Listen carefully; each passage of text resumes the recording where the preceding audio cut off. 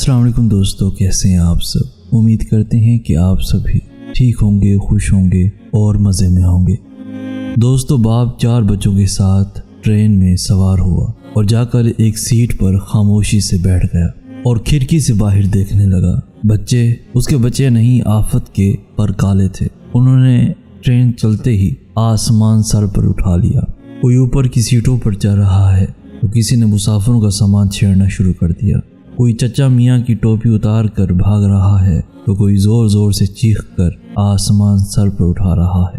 ساتھ موجود مسافر سخت غصے میں ہیں۔ کیسا باپ ہے، نہ انہیں منع کرتا ہے نہ کچھ کہتا ہے۔ کوئی اسے بے حس سمجھ رہا ہے تو کسی کے خیال میں وہ نہایت نکما ہے۔ بالآخر جب برداشت کی حد ہو گئی تو ایک صاحب غصے سے اٹھ کر باپ کے پاس پہنچے اور دھار کر بولے، آپ کے بچے ہیں یا مصیبت؟ آخر آپ ان کو ڈانٹتے کیوں نہیں؟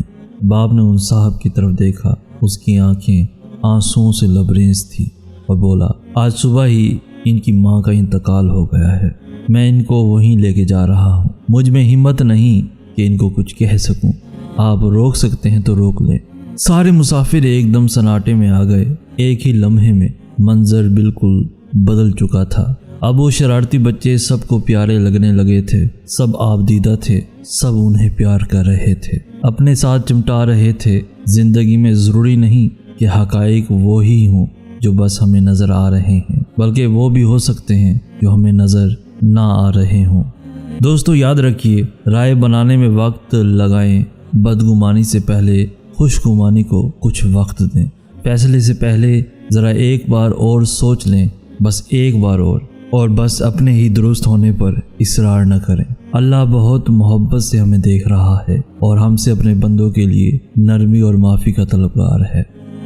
دوستو، لوگوں کی باتیں پتھروں کی طرح ہوتی ہیں، ان کو پیٹھ پر لا دو گے تو یہ پیٹھ ٹوٹ جائے گی۔ ان کو اپنے قدموں تلے ایک برج بنا لو تو ان پر چڑھ کے بلند ہوتے جاؤ۔ اللہ تعالیٰ کا وعدہ ہے، جو تیرے نصیب میں ہے وہ تجھے ضرور ملے گا، چاہے وہ پہاڑوں کے نیچے کیوں نہ ہو، اور جو تیرے نصیب میں نہیں ہے وہ تجھے کبھی نہیں ملے گا، چاہے وہ تیرے 2 ہونٹوں کے درمیان میں کیوں نہ ہو۔ اگر سچ بولنے کا شوق ہے تو اپنے بارے میں بولیں، لوگوں کی زندگی عذاب مت بنائیں۔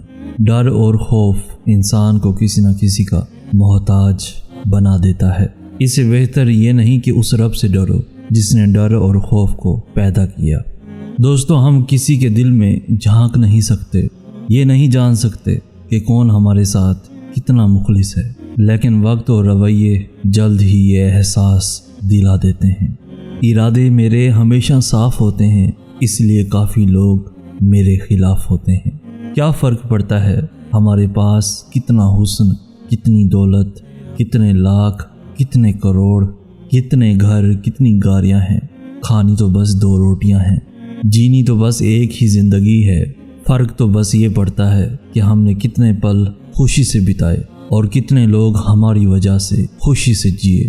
تقدیر نے جیسے چاہا ویسے ڈھل گئے ہم، تقدیر نے جیسے چاہا ویسے ڈھل گئے ہم، بہت سنبھل کے چلے پھر بھی پھسل گئے ہم۔ کسی نے بھروسہ توڑا تو کسی نے دل، کسی نے بھروسہ توڑا تو کسی نے دل، اور لوگوں کو لگتا ہے کہ بہت بدل گئے ہم۔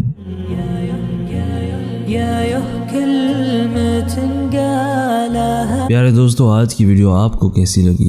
کومنٹ سیکشن میں ہمیں ضرور بتائیے گا۔ دوستو، آج کی اس ویڈیو سے کچھ سیکھنے کو ملا ہو تو اپنے دوستوں کے ساتھ بھی لازمی شیئر کیجیے۔ اس ویڈیو کو لائک کر کے ہماری حوصلہ افزائی بھی لازمی کر دیجیے۔